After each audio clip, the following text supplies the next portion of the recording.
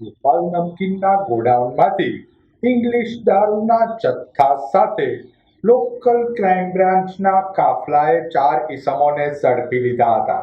Local crime બ્રાન્ચનો કાફલો શહેરી વિસ્તારમાં પેટ્રોલિંગમાં હતો. તે દરમિયાન મળેલ બાતમીના આધારે શહેરના ઘોઘા રોડ વિસ્તારમાં અખિલેશ સર્કલ નજીક આવેલ ગોપાલ નમકીનના ગોડાઉનમાં રેડ કરતા ઇંગ્લિશ દારૂના 1440 ચપટા સાથે પોલીસે 4 ઇસમોને ઝડપી લીધા હતા. ઝડપાયેલ ઇસમોમાં સતીશ શામજી ગોહિલ, રમેશ લક્ષ્મણ જાંબુચા, રાહુલ અશોક સરવૈયા અને નિતેશ લવજી મકવાણાને ઇંગ્લિશ દારૂ અને કાર મળી કુલ ₹4,48,800ના મુદ્દામાલ સાથે પોલીસે ઝડપી લઈ ધોરણસરની કાર્યવાહી હાથ ધરી હતી.